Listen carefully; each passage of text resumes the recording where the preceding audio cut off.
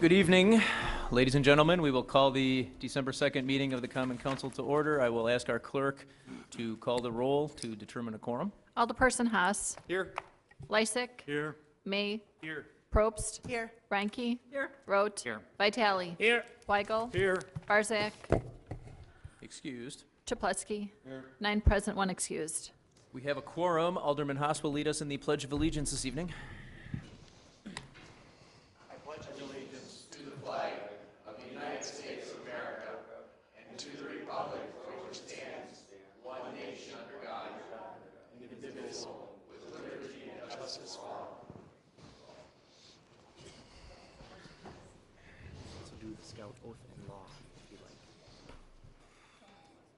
We have item number 1 is our public hearing this evening. I will ask the clerk to read that.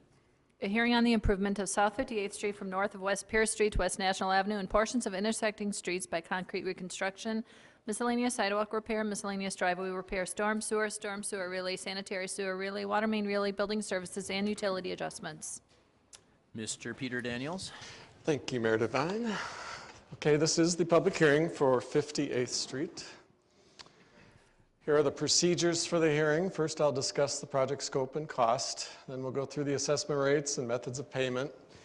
Then we'll have a time of comments and questions from the Common Council and then from citizens.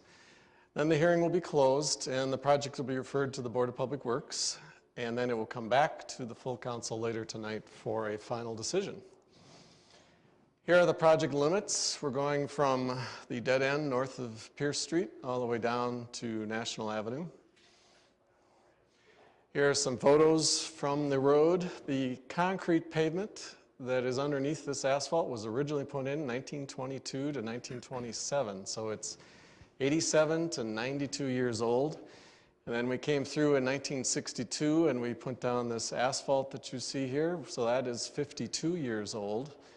Routine maintenance is becoming difficult and expensive. The pavement is severely deteriorated. It's broken up into pieces the size of my fist. The pavement is cracking. The base underneath has failed. That's the old concrete from 1922. We did come through in 1998 and seal coat the road free of charge to the residents to give it a little more life, but it's not working anymore. And then below the road, the sanitary sewer is leaking and collapsing because it's from 1910. These are actual photos. There's like pieces missing of the pipe. This picture, you can see that the pipe is actually starting to collapse because it's cracked in multiple places. So we intend to install new storm sewer. Most of the street doesn't actually have storm sewer. We'll be installing all new sanitary sewer, the existing sewers from 1910 to 1923. We'll put in all new water main, the existing water mains from 1907 to 1925, and then we'll be putting in new street lighting poles and cable, the existing cables from 1968. The other problem in the neighborhood is there have been dozens of properties nearby that have been having basement flooding from sewage and from the rainwater. So you'll see a bunch of these properties in the neighborhood. So we're rerouting the sewer to alleviate some of that flooding that has occurred in the past. And as part of this project, after the street paving is done, the city plans to offer the installation of a sump pump as well as a partial replacement of your sanitary lateral at no additional cost to the homeowner, valued at $4,000. This work is being paid for through MMSD's Private Property Inflow and Infiltration Program.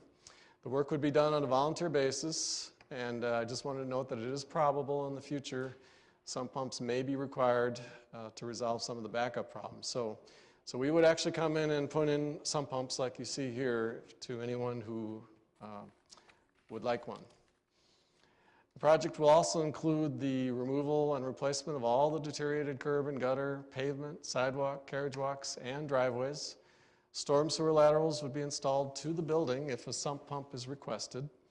And then parking on street would be provided on neighboring streets. On-street parking permits would not be needed. The police would increase patrols in the neighborhood to keep an eye on any cars parked outside. The project will also include several sustainability benefits. All the gravel used would be 100% recycled crushed concrete from old pavements. instead of mining new gravel from quarries. Recycled fly ash from coal electric plants would be used in the concrete to reduce mining for new cement by 30%. New asphalt would be made from 20 to 35% recycled asphalt pavement to reduce mining and drilling for those materials. And new LED streetlights would reduce electricity by 66%.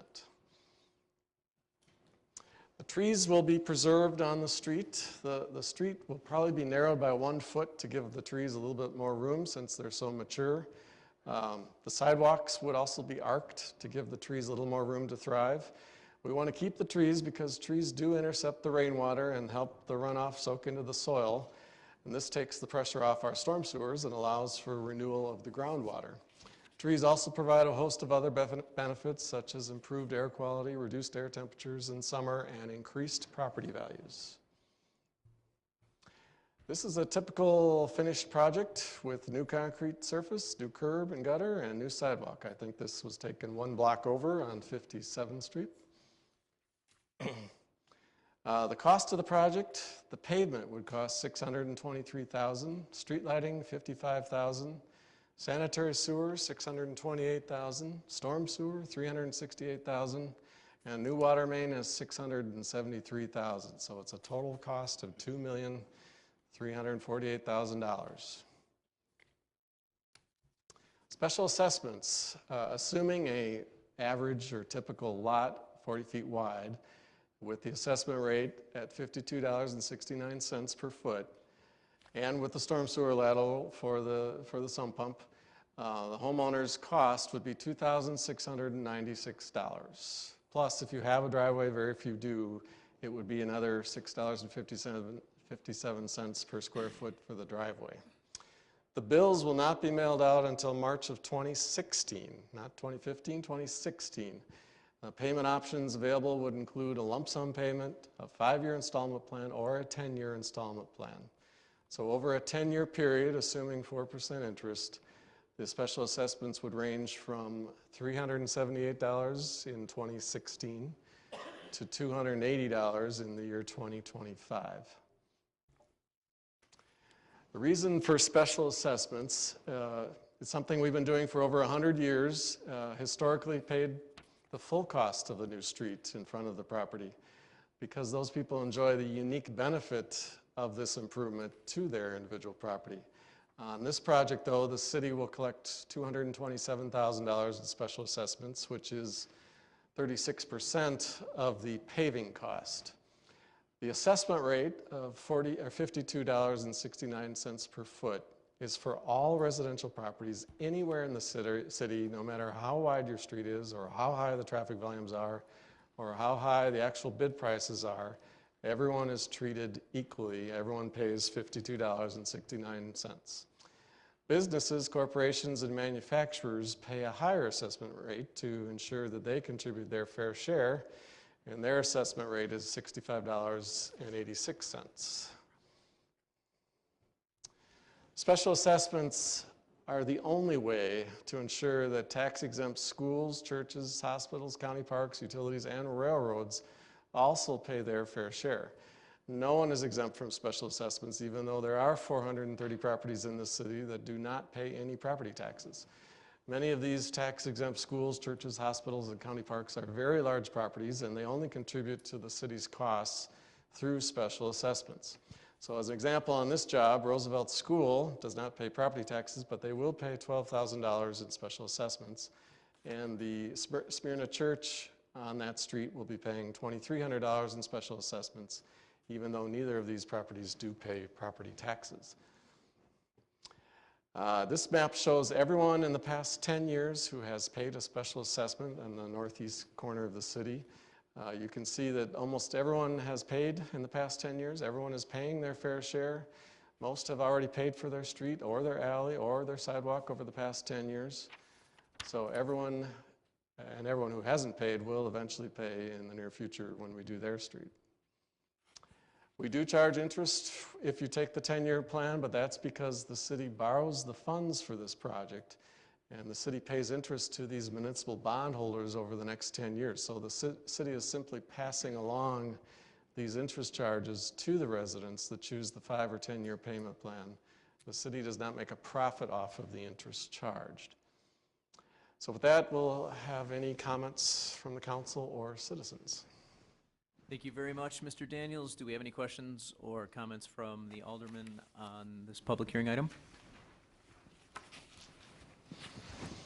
Okay, seeing none, are there any members of the audience that have questions or comments on this item? If you do, I'd ask that you approach the microphone podium, and if you could sign in either before or after your comments, and also give us your name and address for our record.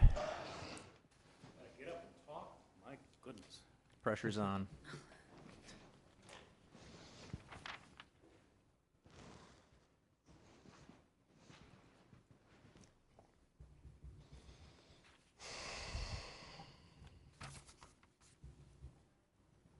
Okay. My name is Dan Myers. We own the property at 5802 West Walker, and it's a rental duplex. And I was just curious about a couple of things in here that it says that we would be responsible for the connection of the storm drains from private property to the storm lateral, responsibility of the property owner. Does that mean it's above and beyond what's going to be charged already? Well, we're going to put in a storm sewer lateral to every property.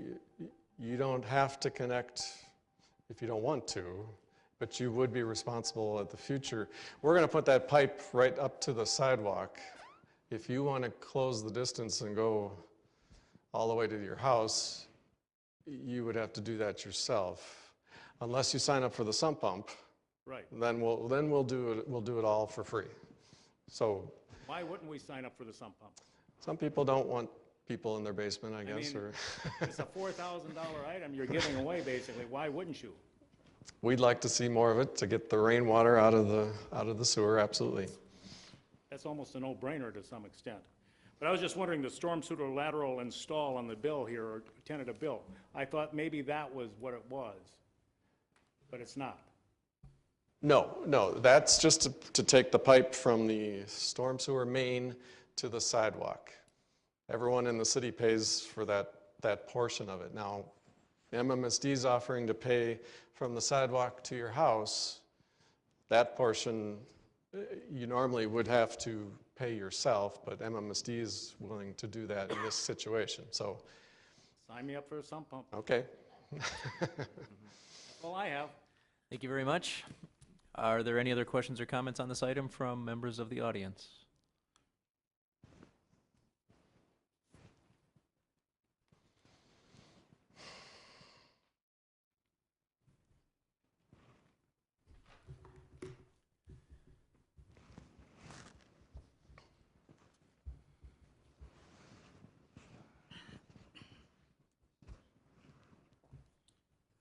Good afternoon or evening. Just had two questions. One was when you were going through looking at the materials, looking at the people that are going to be performing the work, how did you look at making sure that the costs were low enough to not put an unnecessary burden on the taxpayers? And secondly, what was the decision to pass on the funds that were being borrowed from the city in terms of the additional tax portion for those extended payments? What made that decision to pass that on to individuals that may not be able to pay the entire cost up front? Well, the first question, we haven't actually solicited bids yet. We haven't actually designed the street yet, but in the spring, we will advertise and we will get several contractors bidding on it. And state law does require that we normally take the low bidder. So it will be the lowest bidder who's qualified.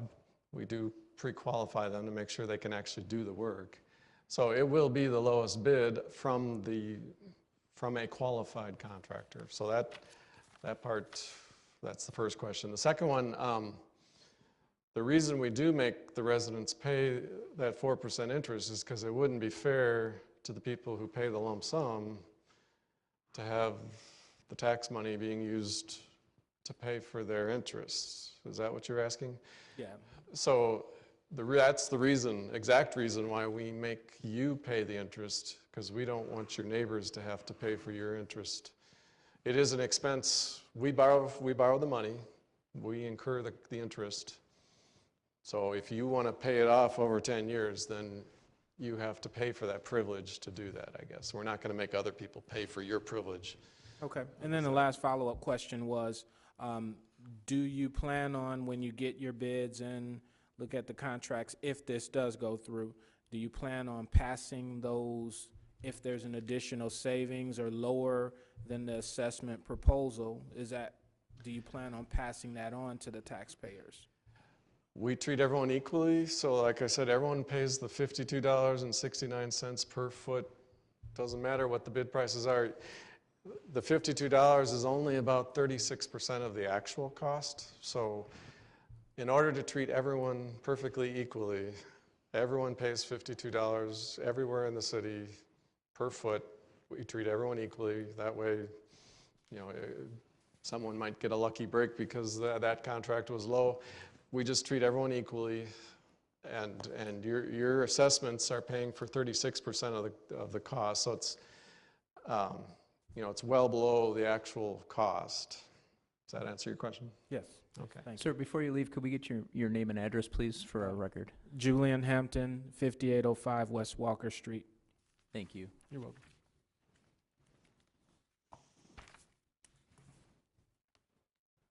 Okay, is there anybody else that has questions or comments on this item? Hi, Joanne Jarina, 971 South 58th Street. I have a duplex. I spoke to, I believe, somebody from the engineering department in regards to the sub pump, and that's a funded item. And they're out of the funding, and I won't be available, I've been told, until probably the year 2016, if I was told correct. Well, we do have a backlog. It's Right, probably there's a not going to backlog. happen this next year, but yeah. My question is this: if you come and do, if this passes, you come next year, next spring, and come and do the roads, there's going to be some damage to the grass, and that will be repaired. When I sign up for the sub pump and then the other lateral, then they'll be coming back whenever they're available. There'll be more tearing up of the lawn area. The sump pump will be mostly inside. In the basement. Yeah. The lateral, I believe, would be put in when they do the street. We wouldn't come back and tear up the Okay, yard again. that's what I was Yeah. wondering, you're coming back and, you know, gonna fix it and then come back and redo it? No, we would just be doing it inside. And when would we sign up for something like that? When we would be notified? Yeah, we're going to send out letters, I think, later in the year and solicit people who want to sign up. So Okay, but this isn't going to start until, you said this. April, we'll probably start the work in April, probably go through most of the summer. It's a lot of work. It's a lot of sewer Yeah, work and a lot of, I know, because you did 56 and Yes. 57. Okay, yes. great. Something to look forward to. Thank you. Thank you. Is there anybody else in the audience with questions or comments on our public hearing this evening? Okay, seeing none, we will close our public hearing, and we will now move on to item E on your agendas, which is citizen participation. This is an opportunity for residents to address the Common Council on matters of interest to them. Is there anybody here this evening that wishes to address the council under citizen participation?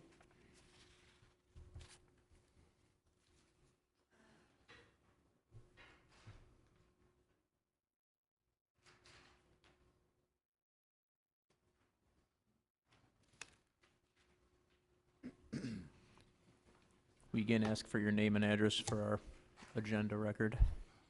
All right. Good evening. Joel Papelham, 1332 South 74th Street. And I'm a longtime resident of West Dallas. As of January of next year, I'll be living here 64 years already. Time is flying. I am here tonight with a complaint about a business. I don't usually complain about businesses. I was in business myself about 35 years, and I had very few complaints, and nobody ever had to go to see their alderman or a common council or mayor. I always took care of the problem right away. I did a lot of stuff with a handshake and just a verbal promise. My word was good. If I said something, I meant it, and I did it. And I went to a business at roughly 68th and National. It's an auto care business. They have the audacity to call themselves Expert Auto Care. I took a 82 Ford Escape there a year ago in November, it's been now, and I sort of knew the person that owns the business because he was the father of one of my daughter's classmates in high school a couple of years ago. So I thought I'd give him some business. I asked around, and he seemed to be reputable. But I took this truck in and told him that I got a problem with it, and it was working very good. I had stored it previously for about 4 months in the 900 South 75th Street area of West Dallas in a lot garage. And as far as I know, nobody could get in that garage but me and another tenant and the landlord. But that might have been broken into or something. I didn't know about it. So anyway, I take this truck in, and it didn't start. And he says, "Do you think you can take a look at this for me? I'd like to spend maybe $300-400, and the maximum would be anywhere like nowhere over $1,000." And he says, "Oh, I can fix anything." So I leave the truck, and it went about 3 weeks, and he finally called and he says, "Well, you can come over and get your truck now. It's running." And I said, "Okay." So I got over there, and I says, "Can I get the emission? Did you do the emissions too? Because, I want to be able to drive it home legally. I want to get the stickers." And he does that right there. And he says, "Well, I didn't have time to do that." Anyway, then he handed me the bill, $1,832. And he says, "I think you went over my $1,000 limit." And what I'm getting at is not the guy's workmanship, but his business practice of, telling people one thing and doing another, especially like me in my 60s now. I'm sure there's a lot of West Dallas residents in their 60s. And tonight I came here just to let other people know that I made a mistake going to this guy, because as of tonight, I have never got him to pass that truck for emissions. And I got nothing but excuses and nothing but a runaround. I've been over to his establishment over there maybe 36 or 40 times, and he's either not there or he sneaks out the back door. And I've talked to his employees.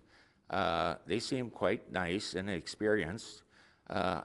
One employee actually admitted to me that they were using the truck this summer for about 5 months as a chase truck for parts.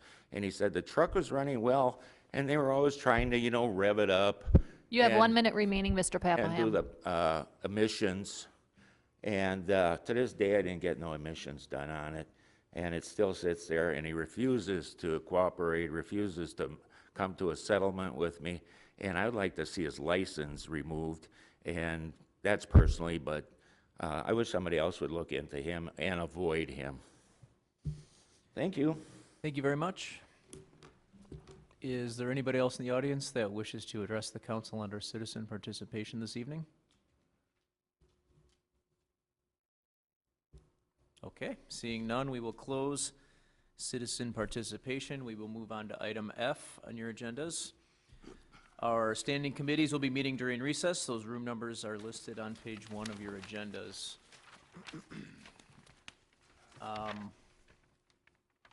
Moving on to item G, the mayor's report. I have a couple of things this evening.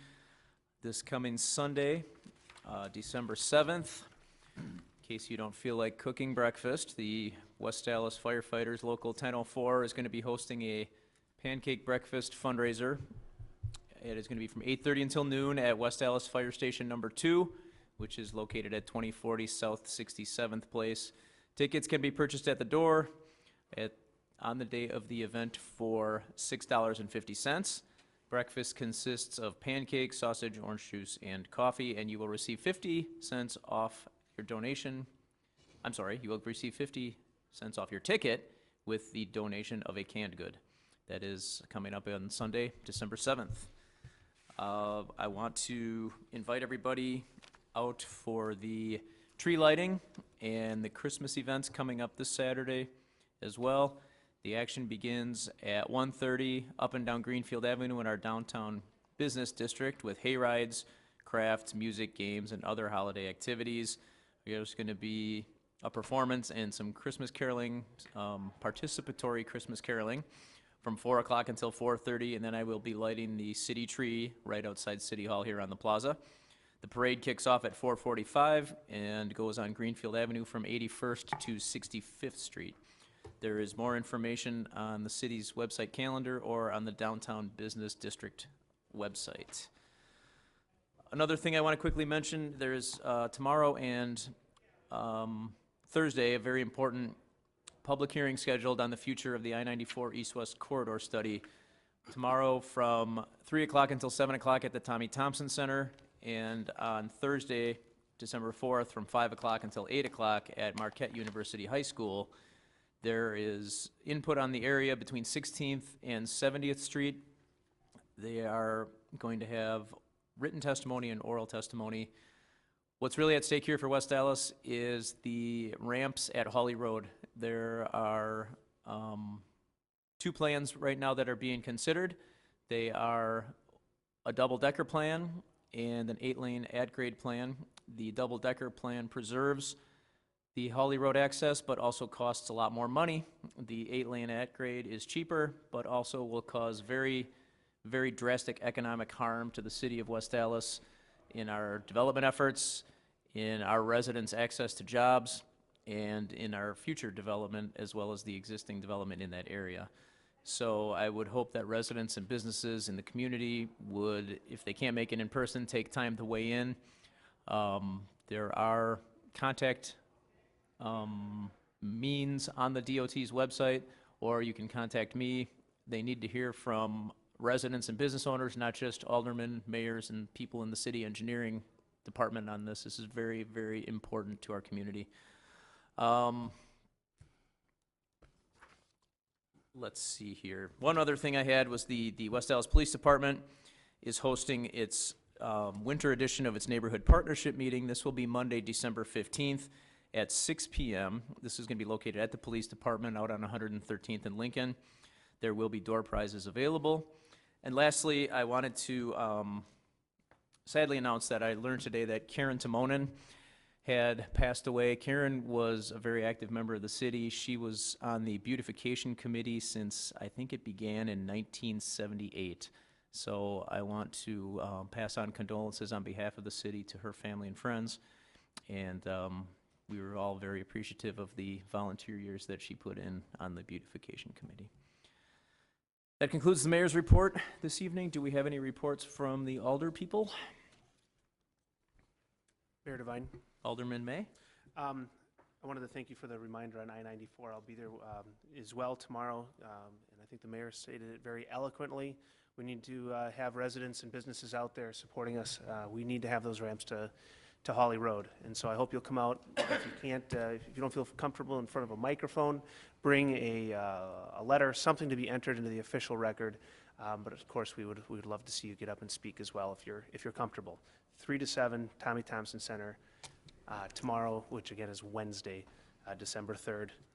I wanted to quickly mention that I attended a neighborhood association meeting for the Rose Hill neighborhood, which is immediately east of Highway 100, west of 100th Street, and north of Greenfield. It seems we're kind of taking these neighborhood associations and growing. I know the mayor, you're working with a couple as well to get going. And if anyone else in the La Follette Park neighborhood, the Conrad Hill neighborhood, or Northwest Woodlawn Manor neighborhood is interested in forming an association, I ask you to please reach out, give me a call, 414-460-6442, and we'll be happy to get you started. Thank you. Thank you. Do we have any other reports from the alderpersons this evening? Mayor Devine, Alderman Reike? just to add to what you've indicated or announced about the Christmas on the Avenue, the art gallery at City Hall will be open. The Celebrations Committee will be hosting and actually providing refreshments for anyone who wants to see all the artwork that the school children have provided. The artwork is all along the walls, and it's really beautiful, unbelievable what these young people have come up with. Also, entertainment will take place up here in the council chambers. I believe there's a swing band that will be playing. There's a storytelling lady that will be telling stories to the children, and also face painting and numerous other activities. So I just wanted you to be aware. Sometimes people don't realize that City Hall is open for various activities, and we enjoy hosting this. So please, if you have time, stop in, along with when you stroll the avenue. It's really a nice function, and the bid does a nice job. Thank you very much. Are there any other reports this evening? Mayor Devine, Alderman Lysick? I move for approval of the minutes of the Common Council regular meeting of November 18th, 2014. Second. We have a motion, we have a second by Alderman Vitale. Is there any discussion? All in favor? Aye. All opposed? Motion carries. Item J on your agendas, I'll ask for a motion to refer item 3 to the city attorney. So moved. Second. Motion by Alderman Probst, second by Alderman May. Is there any discussion? All in favor? Aye. All opposed? Motion carries. Standing committee reports, we have none this evening. Mayor Devine, Alderman Lysick? I move that we stand in recess until conclusion of the committee meetings. Second. There is a motion and a second by Alderman Reinke. All in favor? Aye. All opposed? We are in recess.